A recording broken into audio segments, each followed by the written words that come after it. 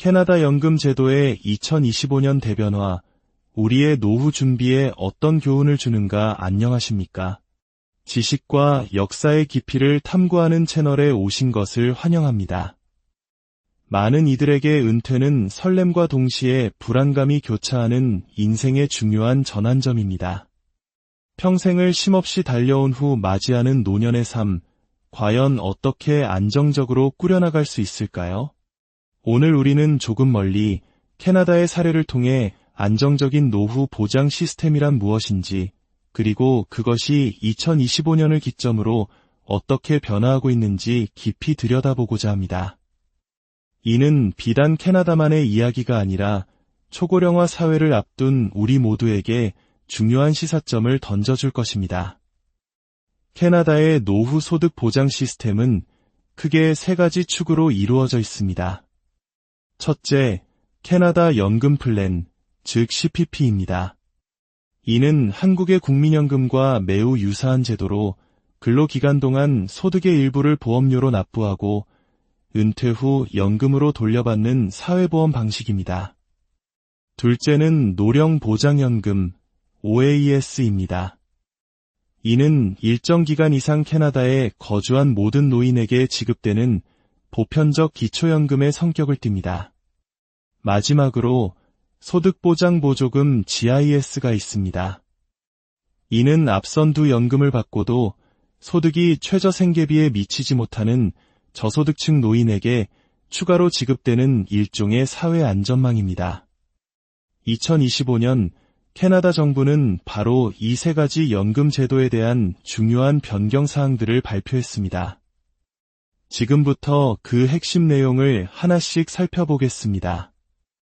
가장 먼저 주목할 변화는 국민연금격인 CPP에서 일어납니다.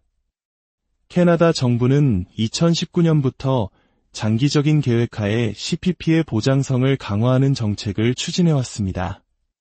그 목표는 근로자들이 은퇴 후 더 많은 연금을 받아 정부 지원에 대한 의존도를 낮추고 안정적인 노후를 보낼 수 있도록 하는 것입니다. 2024년에 이어 2025년에는 이 강화 조치가 한 단계 더 나아갑니다. 핵심은 2단계 소득 상한선의 도입입니다. 기존에는 특정 소득 상한선까지만 연금 보험료를 납부했습니다. 예를 들어 2024년 기준으로는 연소득 약 68,500 캐나다 달러가 그 기준이었습니다. 하지만 2025년부터는 새로운 구간이 설정됩니다. 연소득이 약 73,200달러에서 82,700달러 사이인 고소득자들은 이 추가 소득분에 대해 8%의 추가 보험료를 납부하게 됩니다. 이 보험료는 근로자와 고용주가 절반씩 부담하며 자영업자의 경우 본인이 전액을 부담합니다.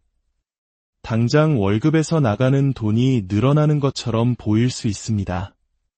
하지만 이는 미래를 위한 투자입니다.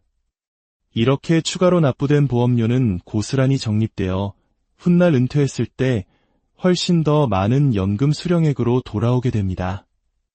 실제로 이 강화된 CPP 제도가 완전히 정착되면 젊은 세대는 은퇴 전 평균 소득의 25%를 대체하던 기존 연금 대신 최대 33%까지 연금으로 보장받게 될 것입니다.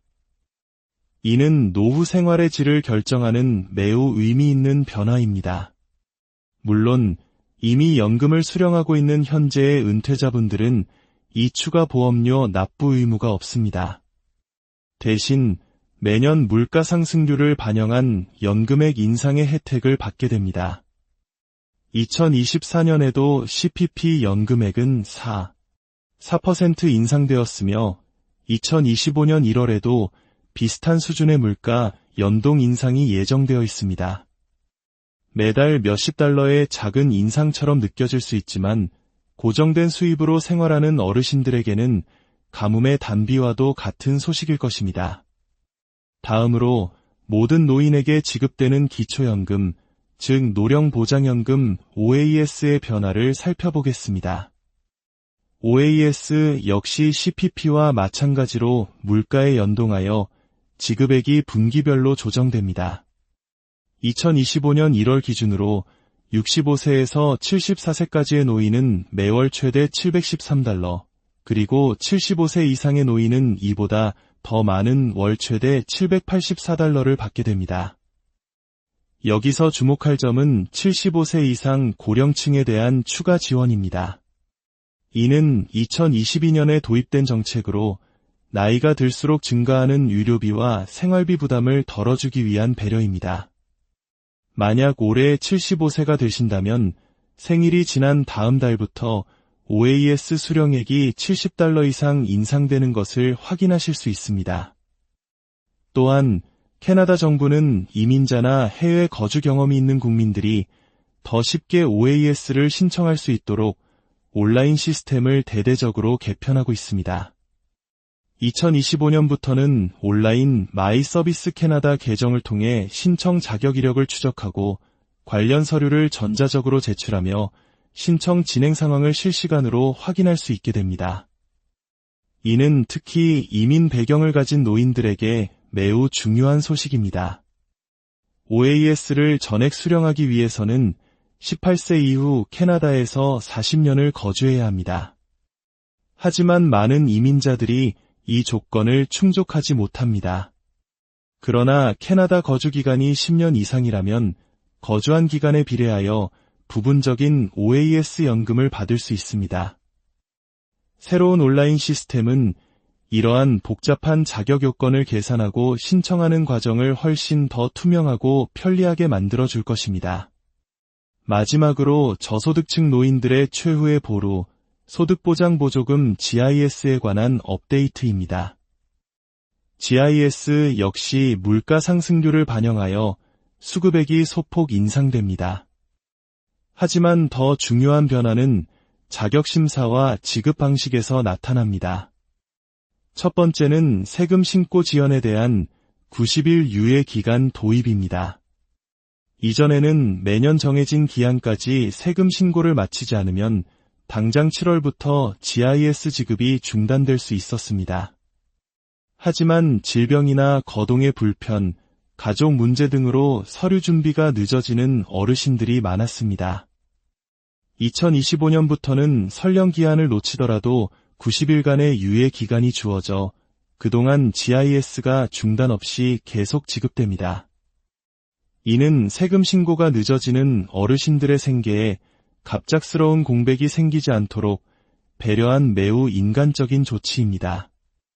두 번째 변화는 소득 재심사 제도의 확대입니다. 예를 들어 연초에는 아르바이트를 하다가 건강 문제로 중도에 그만두었거나 혹은 일시적인 소득이 발생하여 그 해의 총소득이 평소보다 높게 잡히는 경우가 있습니다. 기존에는 작년 소득을 기준으로 GIS 자격이 결정되었기 때문에 이런 분들은 억울하게 GIS를 받지 못하거나 삭감되고 했습니다. 하지만 2025년부터는 현재의 소득이 급격히 감소했을 경우 다음 해까지 기다릴 필요 없이 즉시 소득 재심사를 신청하여 현재의 소득 수준에 맞는 GIS를 지급받을 수 있게 됩니다.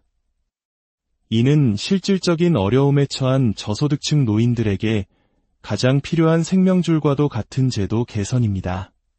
그렇다면 이 모든 변화들이 실제로 우리의 삶에 어떤 의미를 가질까요? 우리 모두가 체감하듯 물가는 무섭게 치솟고 있습니다. 식료품, 월세, 공과금, 약값까지 오르지 않는 것이 없습니다. 고정된 연금으로 살아가는 노인들에게 매달 $30, $50의 인상은 단순히 숫자를 넘어 식탁에 반찬 하나를 더 올릴 수 있느냐 없느냐를 결정하는 절실한 문제입니다. 이러한 현실을 감안하여 캐나다 정부는 2025년부터 소외된 노인들을 직접 찾아가는 복지 서비스를 강화할 것이라 발표했습니다. 지역사회단체, 노인회와 협력하여 연금 정보 설명회를 개최하고 거동이 불편한 어르신들의 신청서를 대신 작성해주는 등 정보 부족이나 신체적 어려움으로 인해 마땅히 받아야 할 혜택을 놓치는 분이 없도록 촘촘한 사회적 연결망을 구축하겠다는 것입니다. 오늘 우리가 살펴본 캐나다의 2025년 연금 제도 개편은 우리에게 많은 것을 생각하게 합니다. 더 내고 더 받는 방식으로 국민연금의 지속 가능성과 보장성을 동시에 추구하는 모습, 나이와 소득 수준, 거주 환경 등 각기 다른 처지에 놓인 노인들을 위한 맞춤형 지원책을 마련하는 섬세함, 그리고 행정 편의주의에서 벗어나 신청자의 입장을 먼저 고려하는 정책의 유연성까지. 물론 캐나다의 시스템에도 여전히 해결해야 할 과제는 많을 것입니다. 하지만 중요한 것은 사회가 변화하고 새로운 문제들이 등장함에 따라 노후 보장 제도 역시 끊임없이 진화해야 한다는 사실입니다. 한 국가의 품격은 그 사회가 가장 약한 이들을 어떻게 대하는가에 달려있다고 합니다. 모든 국민이 존엄하고 안정적인 노후를 보낼 수 있도록 사회적 안전망을 끊임없이 점검하고 개선해 나가는 노력, 이것이야말로 캐나다의 사례가 우리 사회에 던지는 가장 큰 울림이 아닐까 생각합니다. 오늘 이야기가 여러분의 미래를 준비하는 데 작은 도움이 되었기를 바랍니다. 감사합니다.